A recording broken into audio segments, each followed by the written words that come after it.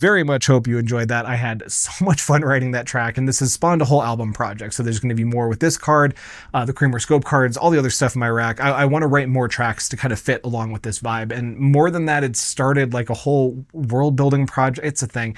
I'm working on an animation right now to go along with this track, and I would love to do like a full length album animation to go along with the whole project once it's done. There might even be some game stuff. Like I said, I'm writing a story. Hopefully I should be able to share something on it soon. We're in the very early stages of it, but yeah, anyways, I loved writing this track and everything that came along with it, and we're going to be doing more of it. So But for right now, we are going to jump into this track proper and take a look at all the different instruments involved and kind of get through the effects and stuff as well. And what I want to begin with is that Waveguide Saxophone. So this is a physically modeled sax. And let's take away all the reverb and delay. Yep, that's all off. And let's just go ahead and listen to the sax model on its own.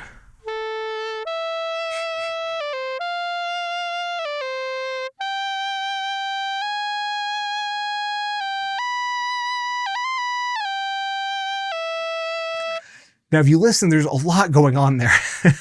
There's a lot of expression. There's stuff going on other than just the vibrato. Like there's breath sound that goes along with it and everything, but it sounds like a sax that's being played through like a piezo contact mic. There's no room ambiance or anything like that to go along with it. And this is, very clearly by design. It's meant for you to be able to put it into whatever space you want, put it through whatever processing you want before it gets to any of those spatial effects. And as soon as we give it back that room sound,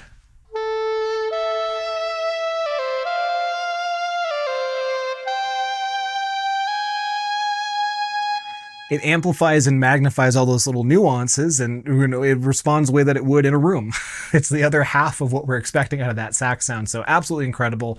And again, you could put it through a lot more torture before putting it in a space or something like that.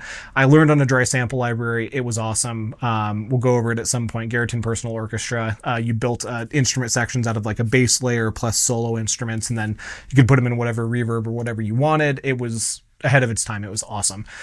But for this sax, let's go ahead and dig into some of the individual stuff for this. So I'm going to open up the control panel for it, and we'll go through each of these in a moment. But this instrument is designed to be effortlessly expressive. You can see all my velocity levels are kind of mid-tone here, so like 40 to 70, something like that.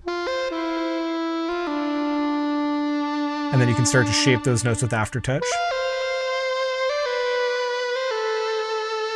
Kind of pushing it afterwards. And not only is it doing vibrato, but it's also modulating breath pressure. So much like a real saxophonist would do, vibrato, like you're actually getting a little bit of breath pulsing with that, which is kind of aiding with that realism. And I've also got that breath pressure on the mod wheel, or the patch is set up that way. This is actually a preset. It's a bright tenor preset. And if we bring that all the way down and then up,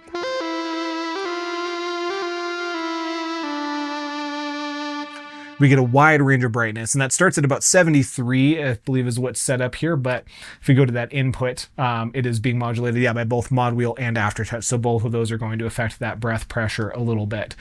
In addition to that, we also do have, we have one extended technique, which is awesome, but we do have a growl technique. So I've got my breath controller on my first fader here.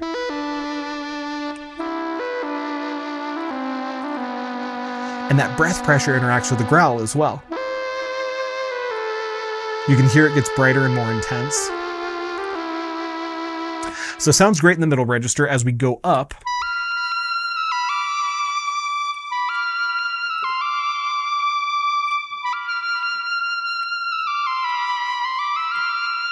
little more subtle up top, it just kind of changes the tone a bit.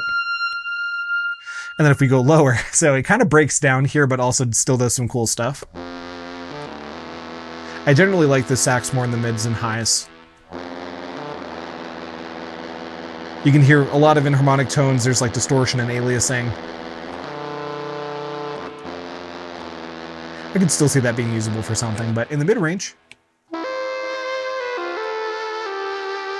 sounds awesome. So yeah, use that in several different areas here. So where we start with this saxophone is that kind of higher register, again, kind of alto tone getting into soprano in some cases. I didn't really pay much attention to saxophone ranges at all, so we have this super sax that kind of plays across the entire range. But in this beginning section, we start with that modulation at about half, so 64 on that mod wheel, and then just using aftertouch to pulse into some of these notes.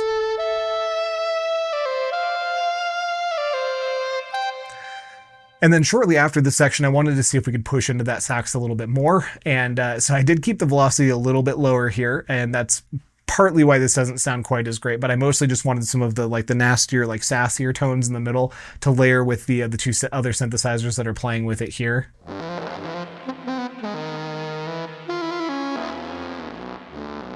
But you can get those really cool sounds like... It doesn't do it every time, but you kind of heard that, the bore resonate. It's just one of those things that shows you that it is a physical model. It's not sampled or anything like that.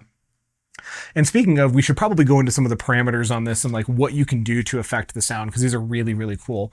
So we talked about that breath pressure a little bit, and we've got a modifier for it. So it'll modify a little bit with exponential velocity. So as you play higher, it'll, you know, the breath pressure will be a little bit higher as well. And we've got this this pressure knob. So this one's interesting because it's almost like a gated effect. So what it'll do is it'll send the air either through the reed or directly into the tube, like into the bore of the instrument. So we've got this one set higher, which means that it's going to focus on sending that sound to the reed. So if we've got that here at 69 and move that down to like 0, it will sound, but it's like blowing air past it into the sax. Really, really interesting. Now if we go like, you know, 20s, less reed sound, straight into the bore of the instrument, or more into the bore of the instrument rather.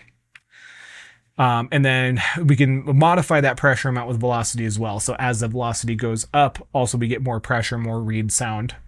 So yeah, again, as you play louder and softer, the instrument responds dynamically. We also have an amount for that pressure mod and then an attack and release for it. So fairly fast attack, fairly fast release as well. So yeah, it's just mostly as you play softer, it's going to be, you know, rounder, less reedy. And as you play, you know, louder, it's going to be harder and more reedy. In addition to that, we do have our breath noise. This is super cool. So gain set pretty low on this one right now at about 17.5, and it does key track exponentially, and it'll get quieter as it goes up and louder on the lower side of things, which makes sense. You got more air being forced into the sax as you go higher. Frequency also is going to key track, and this is linear, so this one will get a little bit higher frequency as it goes up, which makes sense as the notes are getting higher, and then the width of that breath noise.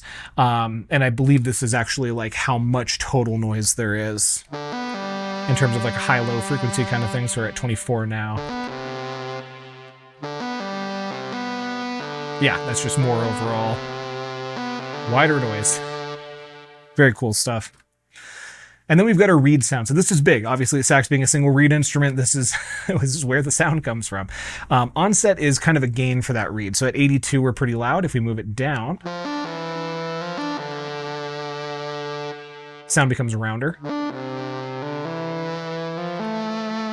And then all the way up, much reedier and brighter. And I love that. It's not just brighter or darker, it's actually changing the properties of it so it sounds different with each of these settings. Different things are making it brighter or darker in different ways, which is really cool.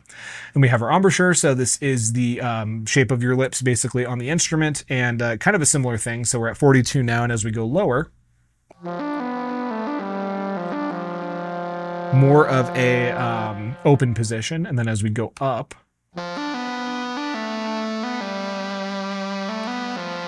tighter lip position. Damping, I believe, is like tongue damping against the mouthpiece, but it does what it says on the tin pretty much, so we're pretty low on that damping, 23. And if we go lower, it'll be brighter. To get more of those reedy frequencies, it's higher. And more damping, nothing at 100. If we move down to like, yeah, 70s.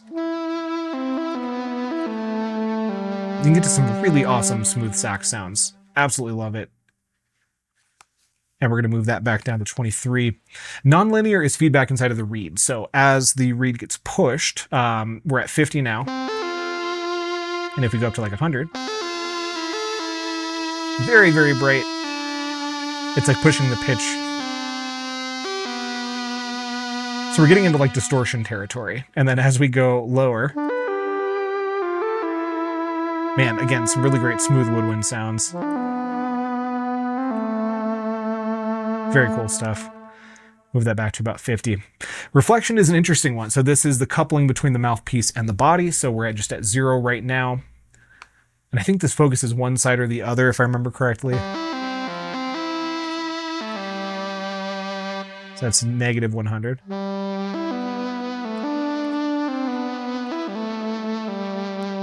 So the negatives sound more coupled. Again, we're getting more of that reed sound in there. where we're rounder on the higher end of the reflection. But again, really cool stuff. Tons of options to shape that reed sound. And again, that pressure control is going to push more sound into the reed as you go up. So these will have more effect as the pressure goes up, as will the growl. So we talked about the growl a little bit already, but that's also got a stability control. So if we move that growl up and we move that instability up really high. So if you want to go crazy with growl, gets even louder in the higher register as well. This is just set to 0 here. And yeah, growl by breath control, and then amount is just set to 100. So if the controller goes all the way up to 100, so will the growl. And then last but not least, we have the horn in terms of the sound generation portion. So we've got a pitch glide 70. So a bit of pitch glide becomes pretty pronounced at a few points in this track. And if we set that down to 0, then we'll just flip around. And then if we set it to 100, it gets absolutely crazy.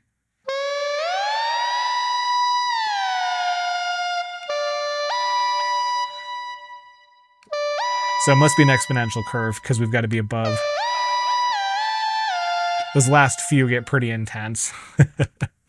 But yeah, great pitch glide control. And then we've got our bell width. So this is mostly acting as a high pass filter, but obviously will help you push this towards being more one type of sax or another. And it does tend to misbehave around, hard 0, but if we put it like very low, again, sound gets rounder, less brassier. And if we move that way up, we could definitely push into like almost some lo-fi effects, but we could definitely just move it a little bit and start to take out some of the low end from that sax. So really cool stuff there.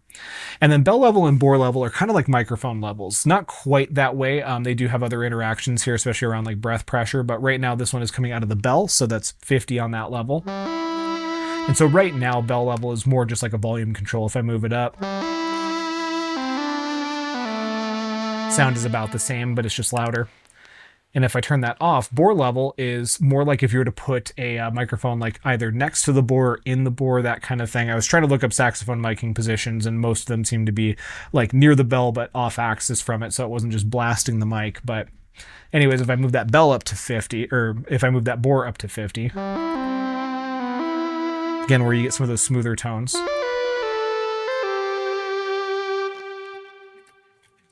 And then both at 0 is nothing.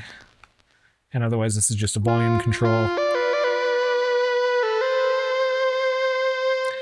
And if I were to set both at 50, we do get a little bit of both. So here was that patch actually without the bore.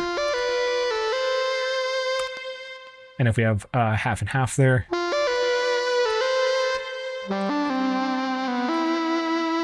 Yeah, you can hear a little bit more of it. Gives it a little bit more of that throaty sound, a little bit less, bright and aggressive, or at least, kind of mellowed out by the mix of the two. And then lastly, we kind of round out with our output section here, in addition to the LFO modulation. So the output is just going to go through a low pass filter. We'll cover that real quick, but that is mostly just going to constrain this to the frequencies that a sax is going to be strongest, and the same kind of thing with like a guitar amp simulator, where that's going to kind of, limit you to a particular frequency band. This kind of does the same thing there. And then the LFO has multiple destinations. This is super cool. So we've got frequency and then mod amount. So kind of like our frequency and depth, both of which are modulated by aftertouch in this case. And then that can control the amount of vibrato, the bore level, which is super cool, and then the breath amount as well. So we can see there's a good amount of vibrato here. You can hear that. And then a bit of breath amount, which gives us that pulsing. Let me turn that bore level down. And then a bit of that breath amount, again, kind of have that breath modulation as you're doing vibrato. But yeah, so not only is it just the pitch, we've also got the breath and bore there to kind of change the sax tone, especially as you're trying to be expressive with it. So tons and tons of really cool stuff that you can do with that. And I tried to use as much as I could with it in this track. We've got that section at the beginning that we've already played a bunch. We just played this kind of, breakdown section here. I returned to a very similar section to the beginning right afterwards, going to the chorus before we hand it off to that analog synth. But I really tried to push the range up here.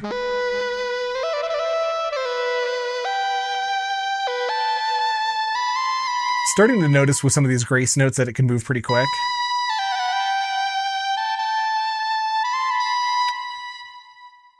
And then I wanted to start to get brave. So again, analog synth takes it for the chorus, but as we get into this kind of second verse sort of section, we start in these lower notes here, and you can see these are all higher velocity. That was the way that I was able to get that kind of bright forward tone. Even when it's low, you just force more air into it basically. And these first couple notes are a little bit more expressive, and then we kind of lock to the grid, but I was just kind of working with controlling the articulation mostly with note length, and I was very impressed that it could move so quickly.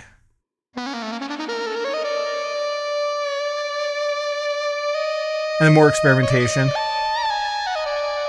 So that little pitch bend there, these are ways that I kind of added in something that would otherwise generally be like a slurred note, legato passage.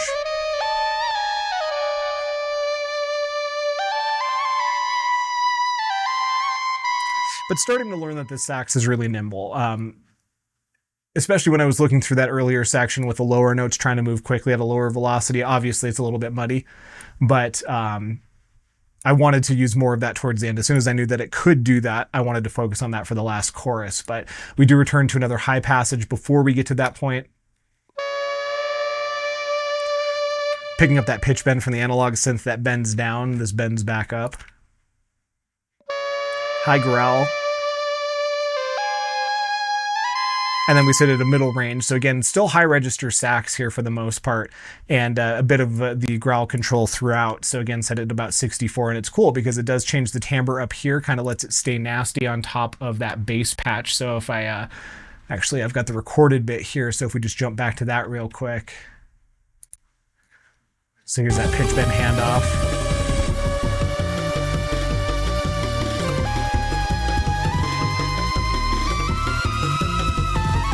Lets it cut through and sit on top of that really nice. And then as we get towards this end section here, you can hear a bit more of that growl come out, especially as the notes go lower. Once again, pretty effective in the mid-range.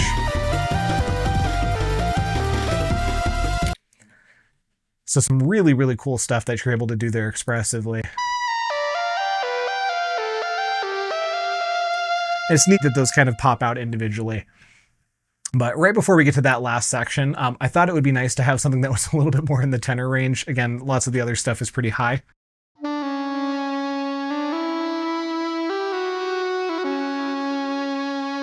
This is probably more what this patch was meant for.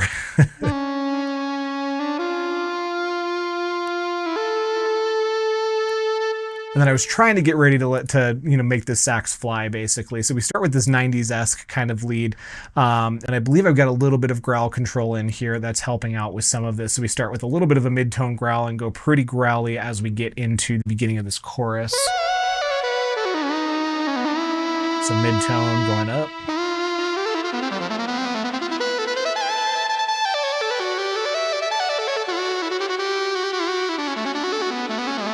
And so again, mostly controlling articulation with note length. Again, we're all the way maxed out on velocity just to try to keep that timbre front and bright. So that's kind of the only way that we've got to do that. Otherwise, I am feathering in that growl control to do a little bit. And then we do have some pitch bends here and there that are here to just kind of make it sound more natural, sliding into some of these notes, give it some really cool ornamentation.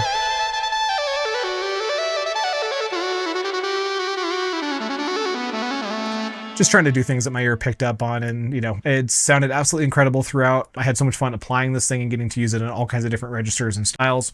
Really, really cool stuff. And it could do anything that I asked it to do, which is crazy for a physical model that's this old. It still stands up today for the right circumstances, and I thought it was awesome. All right, the sampled pad is up next. The Palawan pad, the one that technically inspired this track. As soon as I heard this, I was like, yep, sax on top. We'll get a kind of a jungle drum beat going on, and then find a really cool TX81Z style bass. And yeah, this one kind of started everything out. So this one, we're going to jump right into the sampler for this. So before we do that, just in isolation. So much motion. Especially since we don't have access to the underlying synthesis. It's just what we can get out of the sampler.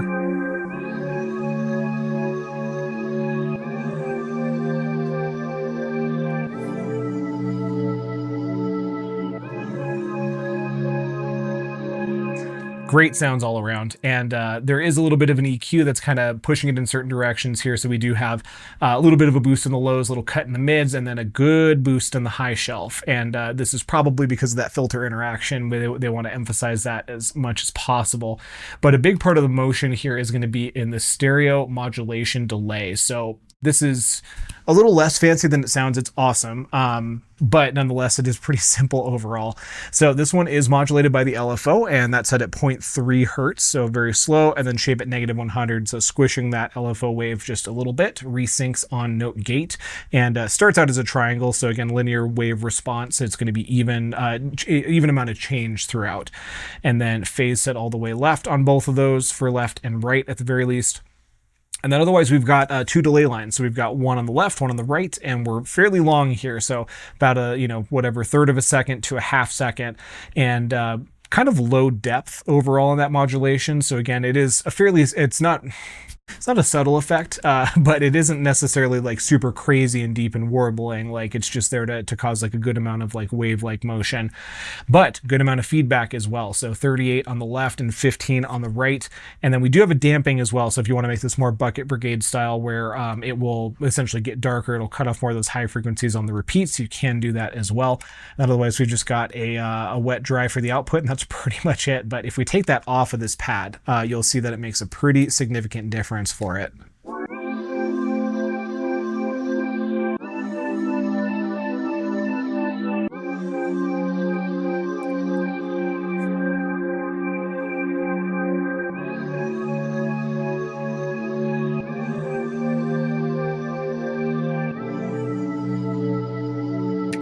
So it gives us our grandeur back. It puts us completely back into a big reverberated space. Gives us our dimension, which is what delays do. But if we open up this pad, so we've got the Xenon 4 Plus sampler. And actually, before we do any of that, let's go ahead and take a look at the chart. Okay, so the samplers, there's a huge chart here that shows which is which. The thing to understand is that they are all the same sampler, they just have different features, kind of a reduced set to focus in on what you want them to do, mostly to save on DSP power. But each one of them kind of has a general role, and I'll kind of go through those real quick right now. So we got argon at the top, and 4 plus in this case. So 4, the number here is going to be the amount of pulls in the filter, so either 4 or 2, 24 dB per octave or 12 dB per octave. And then the extra special character is going to be some other feature that it has. So plus here meaning resonant filter, and that carries on throughout the chart. But argon is kind of like the flagship. So this one has 2 sample-based oscillators. The most any of these ever have is 2 velocity layers, which is a bit unfortunate. Definitely not as much as sample cell at 6, and kind of disappointing for 99. I would expect a 4 usually by this time period, but it's fine. Honestly, there's a lot else you could do to modulate the sound, so it's okay. But yeah, we've got that 4-pole resonant filter, 2 envelopes, 2 LFOs, 2 pitch ramps, 1 for each of those 2 sample-based oscillators. So every feature that you could need to get really detailed in a sound with modulation, go crazy on it, this is the one that'll handle that. It does take the most DSP power per voice though. The Cobalt samplers are kind of like the simplified version. They're very stripped down. So all of these are going to be 1 oscillator, and then this one actually is stereo for the 2ST. Again, 2 velocity layers for all these. 2 are 4-pole with resonant as the highest option, 2 ADSRs, no LFOs, no special features. So again, just supposed to be simple. If you don't need anything that needs crazy modulation, and will use much less DSP power per voice. The Krypton samplers are for drums. So we got 2 2E and 2P. So all of them are 2-pole filters on these, all 1 oscillator, 2 velocity layers, and all of them have 80 envelopes. The 2E has 2 of them plus pan, and then the P just has the pan with 1. And this is awesome. This is actually what I end up using for the jungle drum kit on this track. We'll go more into Krypton in just a moment. And then we've got the looper. So this will play a looped section of audio. So whether that's like a chord progression or a beat or something, really great for like, old school sample-based music. Things like hip hop for sure. Like if you've got those big loops going on in the background, awesome stuff, especially considering you can have multiple of these if you wanted to, but features are pretty basic. So we've got a mono version, we've got a stereo version, all of them have attack release envelopes, and then X has a pan control as well that again could be modulated by MIDI if you wanted to. And then Xenon is going to be the specialist samplers. So these are the ones that have kind of particular features. I see them kind of as being like subsets of argon that focus on particular things. So 2 is the basic one. This is kind of like the stripped down one. So no LFO, 2 ADSRs, pitch ramp only. And that's really the only special feature that it has. 2i is really cool. So it says extra high quality interpolation. And so that is specifically in reference to the high frequencies according to the manual. So if you load a sample in here and you really want to preserve that high frequency content, reduce aliasing, especially if you have something that's going to be very detailed and exposed, this is going to be the sampler for that. But 2 envelopes, 1 LFO, 2 pole filter, and probably 2 pole mostly to preserve that higher end. And that tracks with wanting to have kind of higher quality, high frequency interpolation.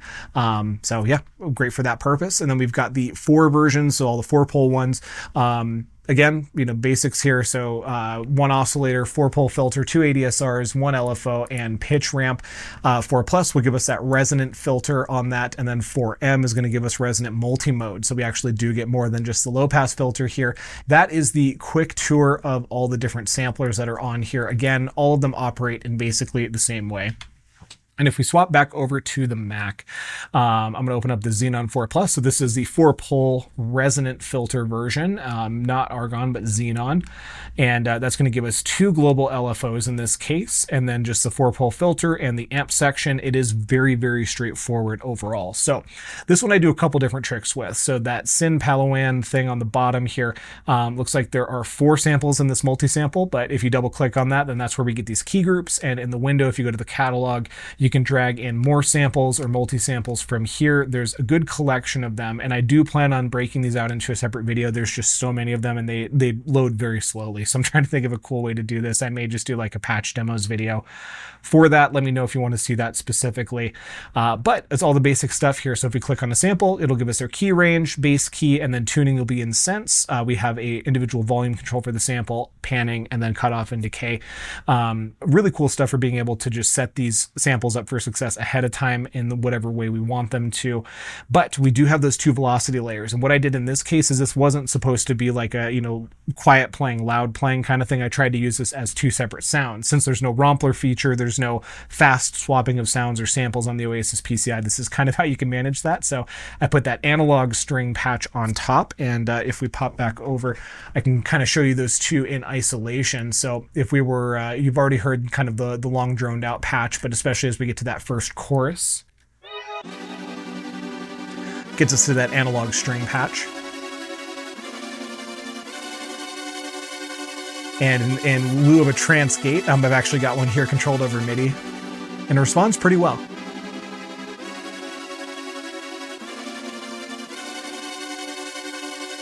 And the tricks don't end there. So if we go kind of to the end here at the last chorus, I start with that faster gate going into that section.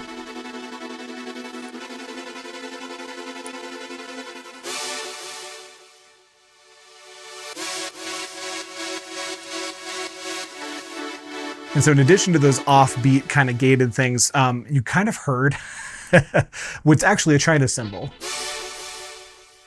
And again, I'm just using the automation to handle that. But that's something that's right here in this key map. So you can see I've got that China symbol all the way up at the top. And that was because I needed an extra voice in here. So I needed to find something to kind of give us a little bit higher of an impact at that section. And it is affected by the same filters and everything. So it doesn't exactly sound like a China symbol on its own. But if we do go back to the session here and we play that all together, it almost sounds like more modern production, how there's sort of gated white noise that goes along with a lot of these synths.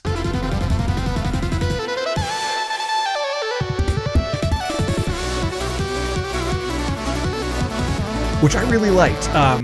I'm not a big fan of white noise in like modern productions. It can just be too noisy, and especially if it's like completely inharmonic with anything else that's going on, it'll usually get in the way.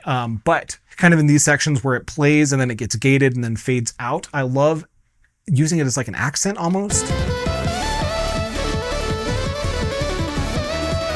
And I love that it's a timbre of a cymbal. It's not just like, random white noise, like that's a China cymbal that's getting gated like that. So it's kind of unique in its own way. Whereas this would normally be like every single beat of a modern production, it ends up being, kind of like a high point, but super cool. It was just, again, a way for me to sneak in an extra voice here since I was so limited. There's only 4. The sampler actually takes up the most amount of voices at 4. And so I do end up actually stealing one here for that cymbal. That's the one that's way up here. and then 3 notes in the chord here whenever we've got those cymbal notes going on, but otherwise we'll always have 4 notes in those chords. So just kind of a way to be efficient with what I had. We've hit those oscillator sections, 4-pole filter. Again, very basic controls here. So we've got cutoff, and cutoff is being modulated by the mod wheel, so up to a +19. And I want to say that I just ran this on full the whole time, basically, so that cutoff was a little bit higher, keeping it a little bit brighter. Resonance at 72 in this case. So then for filter mod, we have envelope a bit above half, and that is by velocity. So as you press notes harder, it's going to be a little bit more of an impact. And the 2 LFO knobs here are interesting. So we have all these red controls that are being modulated by MIDI. Whenever we have a knob like this, that means that it's another control on the panel. So in this case, this is going to refer down to these 2 global LFOs at the very bottom of this panel. So that's saying how much each of those are impacting this. So we have to the positive direction 7, so just a little bit above neutral position, and then -13 on the other one. So we get all kinds of different contrasting filter motion, which is super cool. And then we've also got the envelope itself. So just standard ADSR, again, modulated by exponential velocity in this case. Other than that, we've got the amp section. This one's really basic ADSR envelope, and we can modulate that amplifier with those LFOs. And we've got quite a bit of that with that second LFO. So we're getting quite a bit of volume modulation with that. Again, this is all that motion that's in the background, several different components of it all coming together. And then amp mod at -infinity, controlled by the breath control. And this was one that I had set up for all of that gating. So if we head back over to the track, all that gating here is in a breath control automation lane.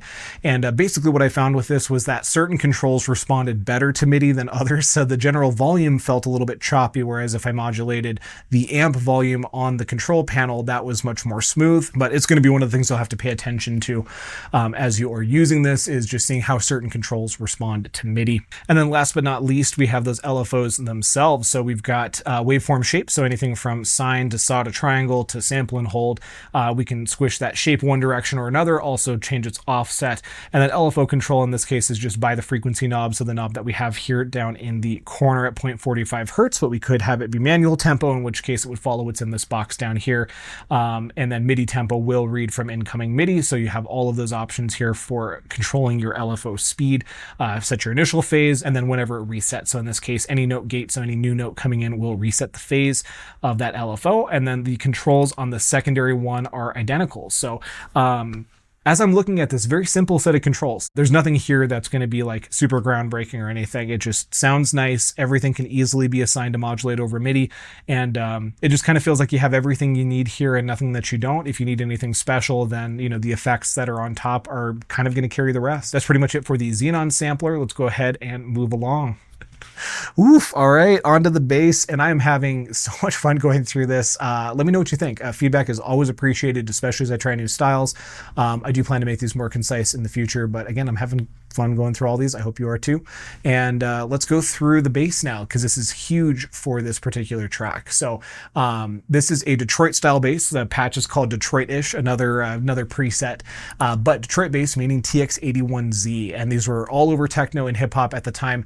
Studios would often have 2 of them in the same rack. One would be panned hard left, the other would be panned hard right, and then they would detune slightly from each other as well, and they would usually play the lately bass patch. There were studios where that was the only patch it ever played, and I always find this a little bit funny because one TX81Z can do this if you know how to program it, and they were notoriously difficult to program, so a lot of studios just said whatever and bought 2. So but you get this really awesome detuned chorusy bass effect that's got this amazing punch on the front of it, and that's kind of what this is you know, trying to do, but it does its own thing. And I wouldn't say it sounds better or worse, it's just different, and it's super cool. So on its own, you haven't quite heard this in isolation yet.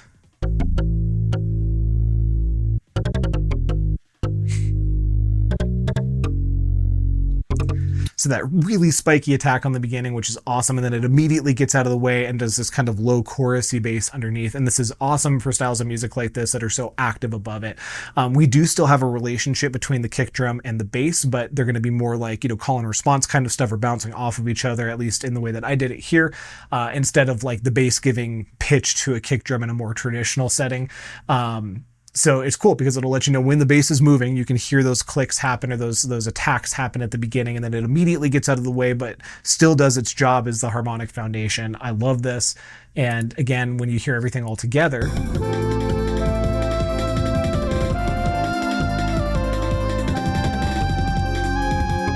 So in this kind of setting, it is awesome.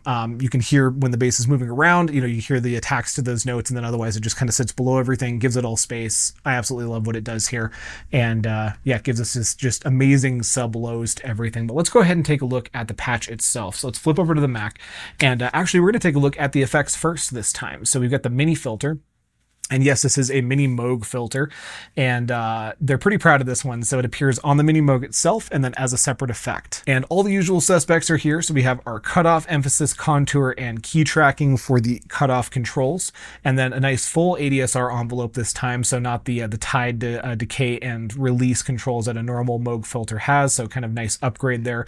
Retriggering on note gate plus sustain, so to let notes ring out, and then new note gates will trigger that filter once again. Basically any time that they happen, which is super cool. And then nonlinearity, we have it set to saturate. These filters are known for what happens when you overdrive them a bit. So this is going to saturate, but we also have soft and hard. So if we want to be a little bit less, we can. And if we wanted to go more into hard clipping, we can do that as well. But then for this top row of controls, the cutoff is set pretty low to begin with. And let me just show you what this sounds like without it, actually, because this is probably responsible for most of this sound.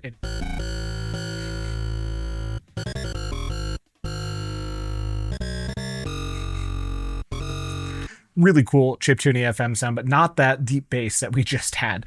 And turning that back on, all of a sudden we get all that character. So that filter is going to let that really bitey FM attack come through, that really bright, detailed attack, and then close down into that sub bass.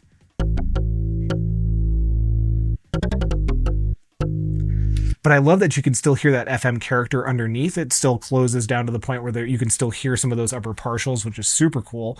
And then that in combination with that chorus moving things around, like we get this really nice living, breathing bass part underneath. And this is one of the reasons why I love this card. It's the most famous analog filter, and we can combine that with an FM bass to get something that I think is better than either of them could have achieved on their own. Like really, really cool stuff. But this is a fantastic Moog emulation on its own. Obviously, you could use this with any monophonic part if you use it as an effect. And there is also a mini Moog emulation on here. We'll cover that in a later video that can be polyphonic if you'd like it to. But cutoff is set pretty low here, and we have that modulated with both the note value and velocity.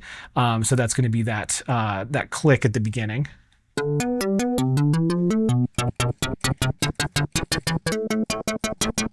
So that's going to give us that bright attack. And the harder we hit it, the more that there is. Emphasis, this is kind of that Q factor, a little bit of that resonance kind of idea. So 34 right now. And if we move that all the way up, we get that laser gun. Back down to 32, I believe it was at. Contour is going to be our shape, and 37 is where that's at, and that's also modulated by, let's see, mod wheel and velocity. So we can do a little bit by moving the mod wheel up, and then velocity as well. And remember, this is mostly going to affect that note attack because this is when the filter is most open. So that's at 37 now. If I move this way up, so more mid-rangey, more bitey, and then darker. Got that it's got like a woody tone there, which is super cool. So tons of range on that. And then it does key track slightly at 21. So amazing sounding filter. Absolutely love being able to combine it with other synths. Otherwise, we've got this chorus. So this is what's giving us that sort of detuned effect. If you remember me mentioning two TX-81ZZs together, panned left and right, detuned from each other, this chorus is kind of what's taking care of all of that magic at once. So if we... And you can hear it as the note sustains. And it does slightly change the attack, obviously, every time. It's going to be a little different. And if we bypass it, still a little bit of motion there.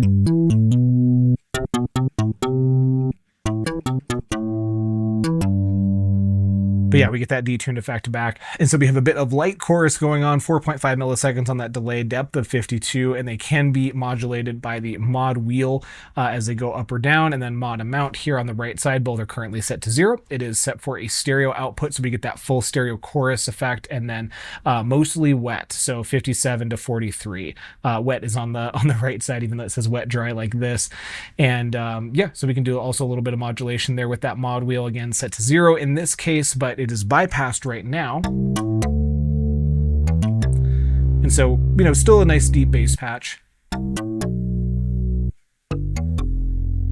But again, we get all of our dimension back as soon as that chorus turns on. Absolutely awesome. Now for the synth itself. So this is the VPM 4-op. There's a couple of these different models on here, and VPM stands for virtual phase modulation. It's just Yamaha style DX FM. And so this one is going to be a fixed algorithm with 2 pairs of carrier and modulator. So in this case, op 2 is modulating op 1, which is the one that you're going to hear, and then 4 is modulating 3, which is the one that you're going to hear there.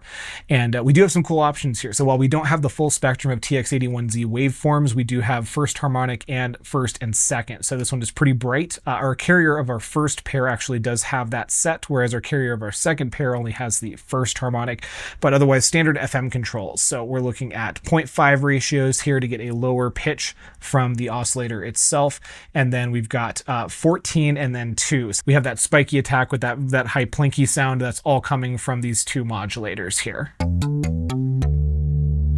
And then otherwise full envelope control. So instead of the Yamaha rate-based envelopes, we have a standard ADSR.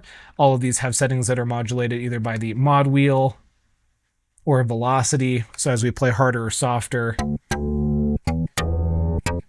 we hear more of one thing or another. So that decay ends up being a little bit longer if you play louder. And the sustain is the same way. So as the mod wheel comes up, not as you play harder, except for that one, we'll get a little bit higher as well. So it'll sustain at a higher level. So we'll get a little bit louder. And on the first pair, we'll get a little bit more of that high frequency, that 14 ratio. And then on the second one, we get a little bit more of the actual carrier wave, the one that we're hearing. We do have velocity sensitivity on all of these, meaning that level is going to be a little bit higher as we play harder across the board. And then we have a vibrato control, not an LFO. This is specifically for vibrato, so that's 6.5. And this is aftertouch. So as we press into that keyboard, you get that really neat pitch wobble. And then we can also set depth and amount. So it looks like 8 is our amount here, and that's pretty much it. Otherwise, just modulated by aftertouch. So these are awesome. In addition to the 4-op fixed algorithm ones, so we have one more that's fixed. It's a stack. So 4 modulating 3, modulating 2, modulating 1. And then we have a variable 4-op having a number of different algorithms. I believe all the same ones from the TX81Z. And then we have a 2-op, which is in a fixed carrier modulator pair as well. And this was the big one that I was excited about for MIDI modulation. So any of these controls on this FM synth can be modulated in real time by any control that you can set it to. DX7 won't do that. It'll only refresh on new notes that are played. This will refresh in real time. So I'm excited to do something with this with like long evolving FM patches that I can control with the mod wheel and the different faders and stuff that I have and automation lanes and stuff. So tons of cool things that we can have there. And then in terms of the track itself, we have that beginning section there, and then we bring that modulation down a little bit through the second part. And I'm actually just going to show these in context. And that's just to bring that attack down. Otherwise, this is like way too aggressive. It sounds crazy bright. And we bring it back up a little bit so that we have a hard attack on the off beats, trading off with the kick. So you can hear that chunk underneath. I didn't want to dial that too high again. I did have it at full and it was just too much, but really neat for this kind of like happy hardcore-esque kind of section.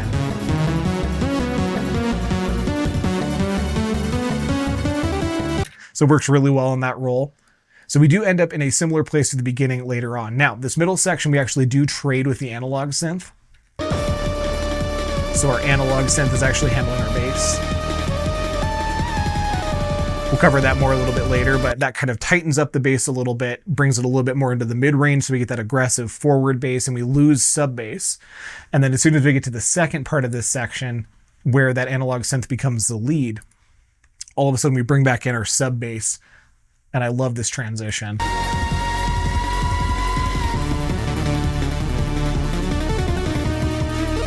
So we get tall again there. I love that transition. And it just, again, this works everywhere. It doesn't matter what's on top of it. It just sings below everything else and is awesome. So then getting into this section here before the last chorus, I have this kind of bass line that's walking about here. Brought the modulation way back up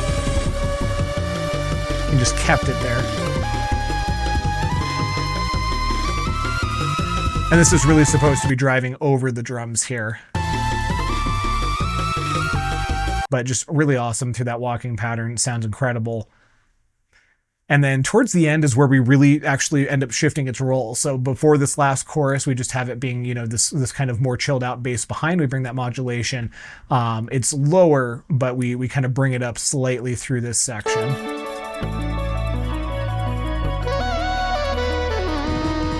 So that's just supposed to sit underneath.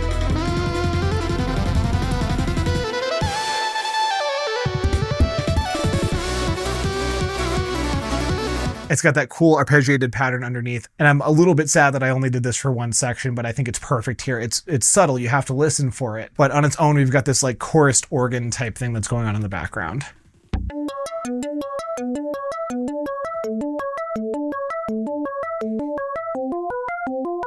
I love that. And just kind of nestles in behind everything.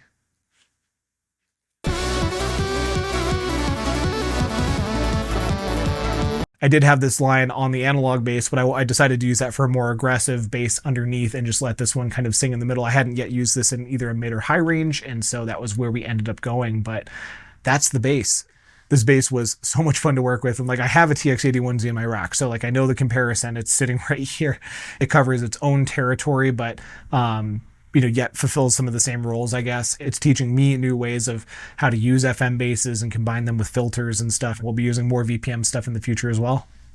Right, the analog synth, and these were kind of all the rage when the Oasys PCI was being advertised, like really good analog synth emulations on a PCI card. If you think about it, even with limited DSP power, you're still looking at a possibility of like 8 analog mono synths running together. It's awesome. So like not a ton of polyphony, but if you treat them as individual lines, tons of cool stuff. And my favorite out of this actually is just the analog bass lead. Let's go ahead and jump over to the Mac. So there is a Prophet model, there's a Moog model, and out of the basic models, so these are the Korg models, there's a 1 oscillator, 2 oscillator, then the analog bass lead. So this is my favorite out of the basic models. I have yet to decide if I truly like this more than like the really awesome Prophet or Moog emulation. Both of those are awesome. The Moog sounds huge. We'll use that later. But the analog bass lead is about as simple as they come. It's incredible. Like any other analog synth, they're just very easy to use. So set to an octave below concert pitch there, and then saw and pulse is it. So single oscillator, but 2 separate waveforms. I have both dialed all the way up. This is a custom patch, by the way. Pulse width set to 32. Absolutely thunderous. We can narrow that down. Make it rounder if we want.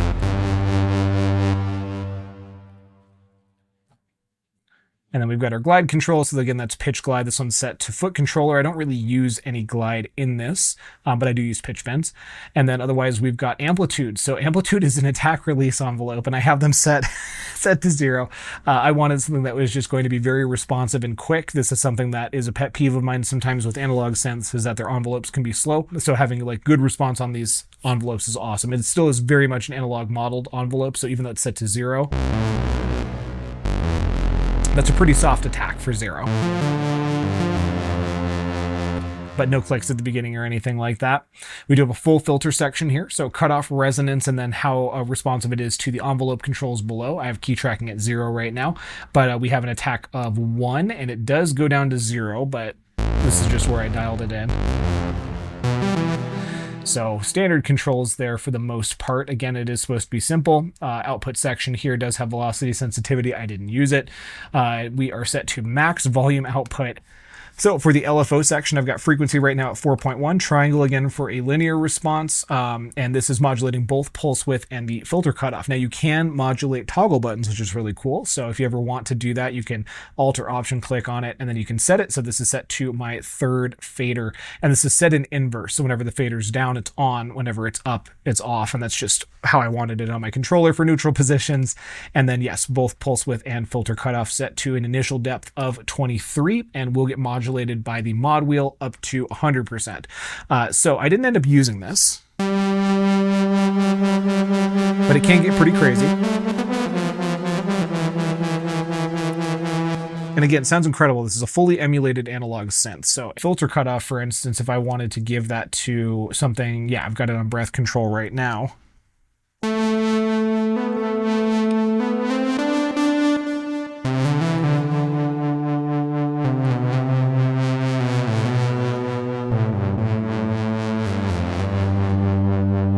So I have it in a little bit more of a narrow range, but it sounds great all the way across. And the cool thing about this is that, again, since the DSP resources are limited, it's amazing that we're able to take any of these parameters on here, modulate them in real time, and turn one sound into a completely different sound. It's incredibly useful for being really efficient with that DSP power. Now we have no effects, we have nothing special on here whatsoever. It's a monophonic voice.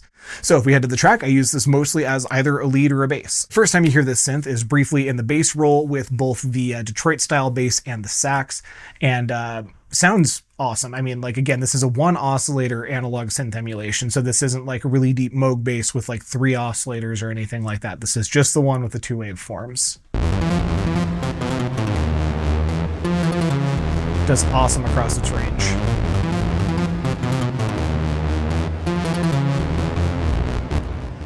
And that modulation that we have there is just like a little bit of pitch bend.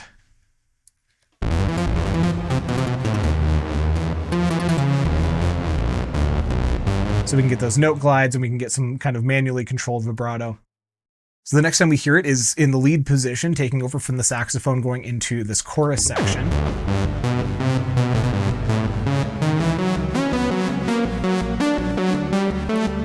Not much modulation till here.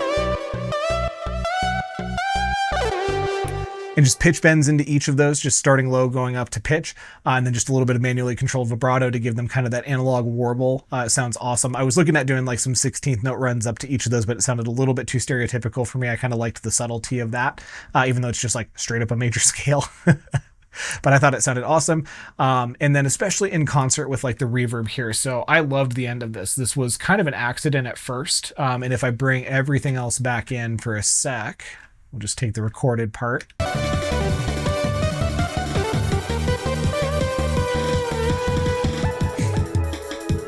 And I love the way that that interacted with the delay and stuff, because you can just hear it reverberate a couple times, but just gives us a really unique vibe. Again, this is like kind of happy hardcore inspired, but it's its own kind of thing. Like, we're dealing with a very sparse instrumentation, so it just sort of sounds like its own, you know, its own little deal. But then we trade roles with the Detroit style bass going into this middle section, kind of the second verse. And we get this gnarly bend down using the pitch glide. So you get that laser beam into it.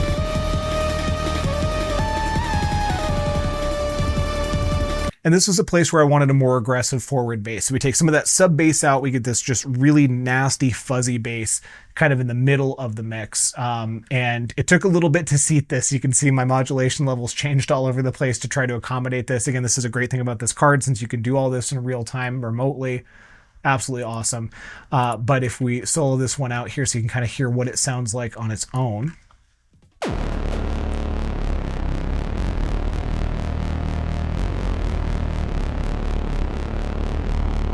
So we have those little bends in there just kind of to play around with that note so that we're not doing the same thing the whole time. Love that laser beam at the beginning. Oh, it sounds so good. Again, I didn't expect a one oscillator analog synth emulation to do well here, but analog synths sound huge, you know, kind of regardless. They take up so much frequency spectrum, they sound big. These are great emulations. So it fills a lot of roles. And the analog bass lead is not only that you can tune it to be, you know, a bass or a lead, it's both, and you can easily pivot between the two. And as we get to the end of this section, we swap from bass to lead.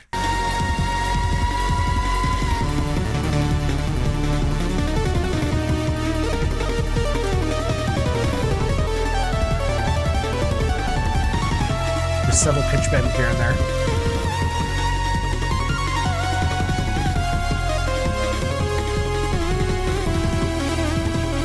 Using it more as legato in some sections. And then that bend down that the sax picks up and brings back up. Absolutely love it. Very versatile. And then, yeah, as we get into these last sections here, so I kind of mentioned this previously, but I had this analog synth playing this arpeggiated line, and I was going to have it do that through the end of the track. And so it kind of picks up sitting underneath the sax here. So quiet. And again, it was taking up too much room, so I actually took it out of the chorus and stuff. I actually don't even have this automated. I just, while it was recording, I just turned the parallel processing off, so it's not going through reverb anymore. And then it just kind of plays in the background. And I did have it going through the last chorus there, but again, I wanted that sort of nasty, aggressive forward bass, which is what we end up doing here. So what we do for this section is actually I end up gating that bass just using the MIDI volume control in this case, which did respond well here. Again, they kind of respond in varying levels. So this was the breath control for the sample-based synth was the one that I found responded best. But the general volume control for the analog synth was fine. I don't know. Use your ears if you end up with this card, but it gives us that nice offbeat hardcore bass.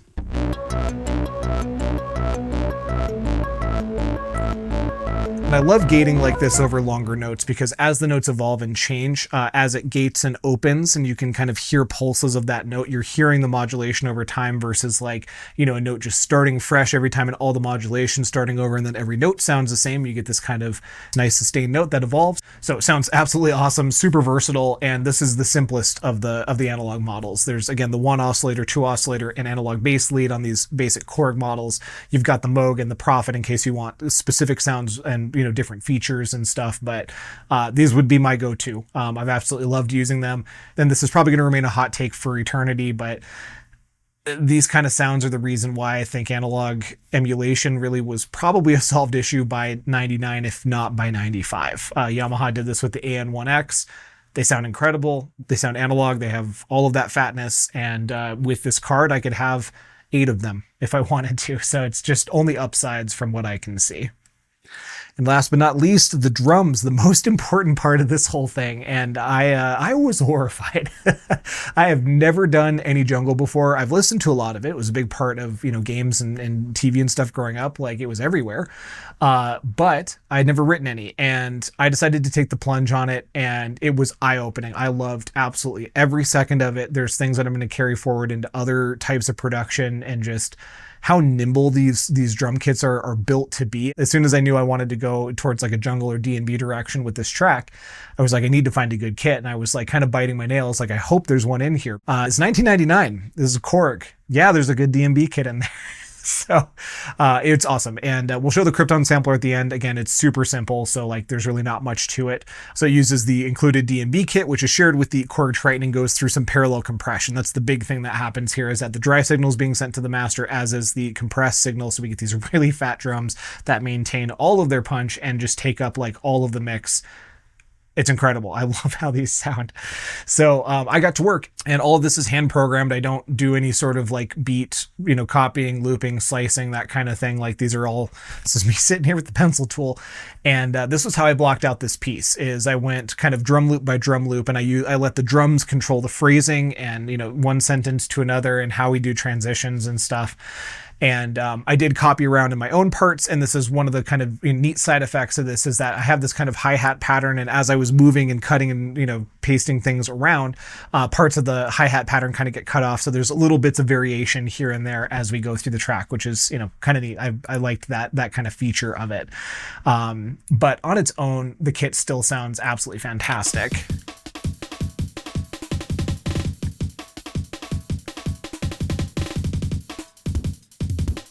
There's only 3 voices assigned to this sampler.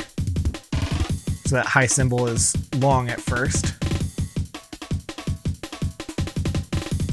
Shorter over those ratchets. And then non-existent over the double ratchets. So what I love about this card is it's very responsive, obviously. You know, as soon as everything's loaded in the DSP, you can throw whatever you want at this card. It's going to handle it for you. And so when you throw these fast ratchets at it and it's completely time accurate, it's awesome. It's super cool. And I love that it does that, even especially with limited voice counts where it's going to be stealing voices all the time. It still kept, you know, time accurate on all this stuff, which is great.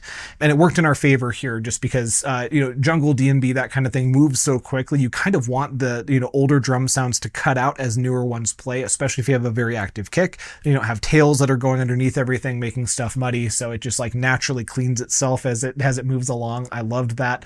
And any of the pitch bends that I ended up doing are the entire drum track because they're all on one thing. And that would be a thing that would be different if I wasn't just using this card on its own. I would absolutely split those into separate parts, handle pitching around separately. Otherwise, yeah, I kind of framed out the entire piece just using these drum parts. I've got a couple signal parts that repeat. So, you know, for instance, like this little break. So it appears going into that synth break there. And it's the same one that was there at the beginning, by the way. And then also shows up kind of going into this second verse part here.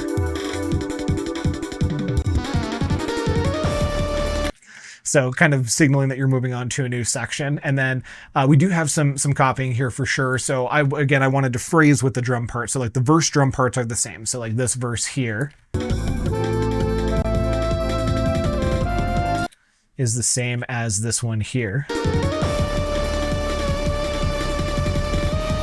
Just letting you know we're in a verse. And then same kind of thing for these chorus kind of sections here. So as we get more into that hardcore style, including all the stuff later.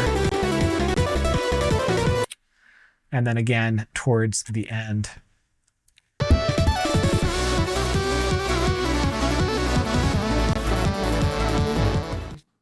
And just for the sake of it, let's go ahead and take a look at the Krypton sampler, even more basic than the Xenon sampler. So we've got that multi-sample oscillator, and the one downside about these multi-sample kits is, wow, they are very hard to read when you get to like very big kits like this. I mean, you'll always get the full name in the sample list here, but especially that top row is just like an absolute mess. So that's one of the downsides here, but we get all the same controls in the key map as we did on the Xenon sampler. Again, same exact style. So we do actually have a multi-velocity oscillator here, which is super cool. Again, we don't have anything on the low side, so it's just the one DMB kit. We get that 2-pole filter with key tracking and envelope.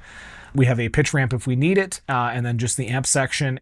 And then we are using sample pan here, so that gives us a nice stereo image for those drums. The panning is just set inside of that key map. So that's pretty much it there.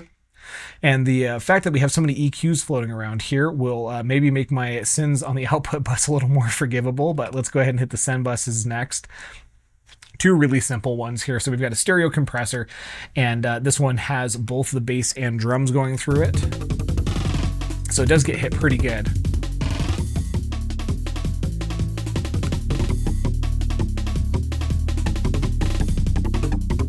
Really helps rein in that bass a bit. But also does fatten up those drums really nice as they're being parallel processed, so we get that dry signal with them. And then on the right side, on our number 2 bus, we have an LCR delay and the over. So let's go ahead and open up both. We've got both bypassed right now, and we're going to play that first sax line. Familiar with that? So first we've got this LCR delay, and again, triple channel left, center, right. So we've got fairly long times on this, 300, 500, and 200 milliseconds with -6, -6, and then -21 actually on the right side. So this is going to be a little bit left leaning in terms of the spectrum of where it sits. If we take that off, this is going to be where we get a lot of our dimension from.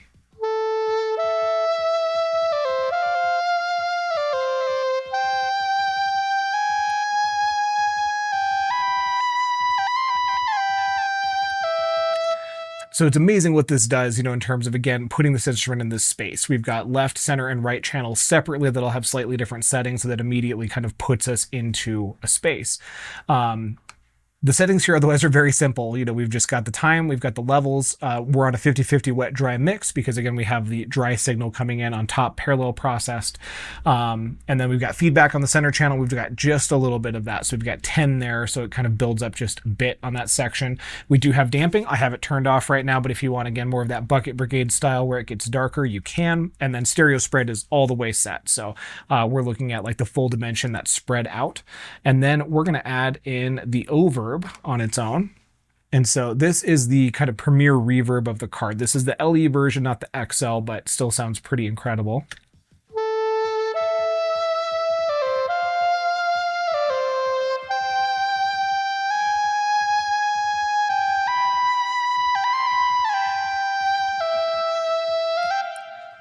Sounds amazing. Okay, the thing to remember about this is we're pre-convolution here, so there's no impulse responses, there's nothing like that. This is like a processed reverb, which is crazy for 1999. The XL version has even more delay lines that are used to make these crazy spaces. It's got amazing settings as you push things towards, you know, like infinity on the reverb time. You can do some really awesome like shimmer style effects. This one is set full size. Reverb time is fairly long, so we're just a little bit above half there, and it does start damping close to 10K, so we don't get a lot of buildup in the sort sort of higher range. A lot of diffusion at 87.5. Bass crossover is at 316 right now. Bass gain is at 1. I don't put any of the low stuff through the reverb, so I'm not too concerned about anything that's going to be down there. And then we have a couple of diffusion controls actually on the way in as well. So like there are a lot of elements of this that are affecting that sound on the way through. You can hear on its own, it does so much.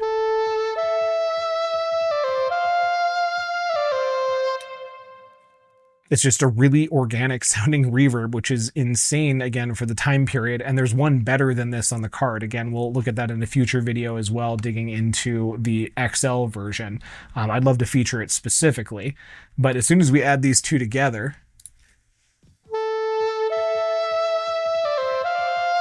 absolutely cavernous, sounds huge. And again, still very clear.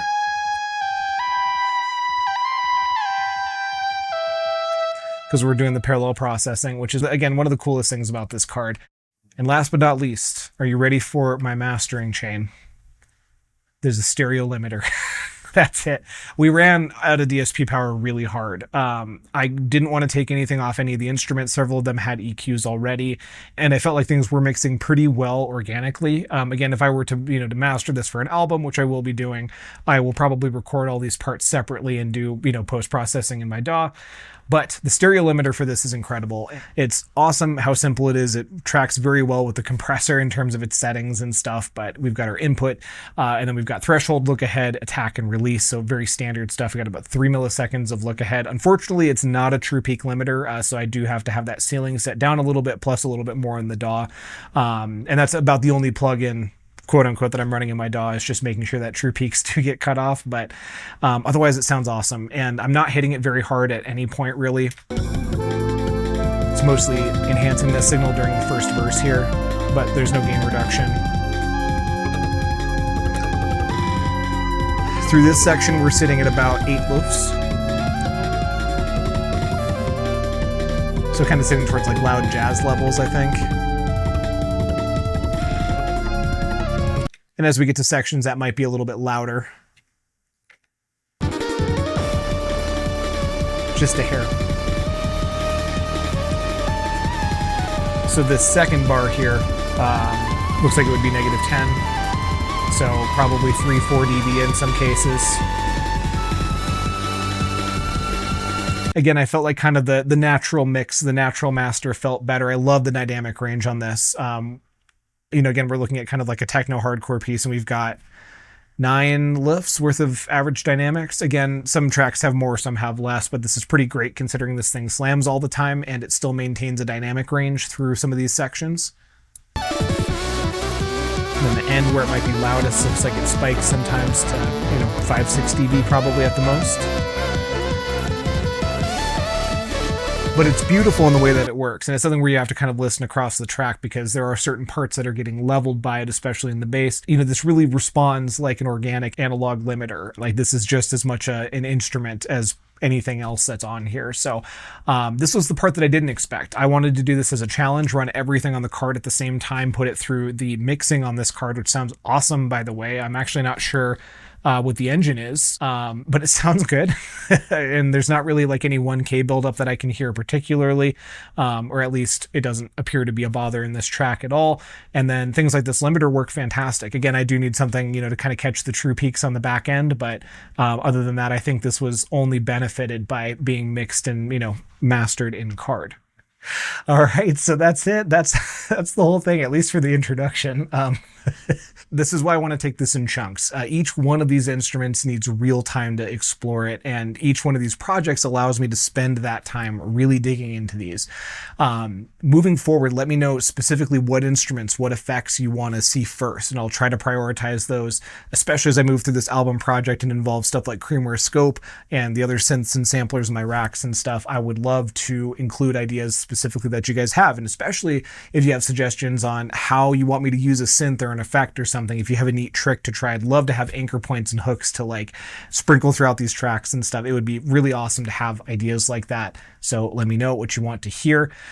And in terms of the short term, there's actually quite a bit coming up. So we've got the animation for this video. I'm working on it. As long as everything pans out the way that I think it will in Unreal Engine, it's going to be pretty cool. Like, it's not going to be like the most groundbreaking thing you've ever seen. I'm very new to this, but I think it'll be cool. And it's going to kind of kick off this whole album project as well, and kind of the world building and story stuff behind it, which should be really fun. So it'll be kind of like a pseudo game soundtrack for a game that like partially exists. It should be really fun.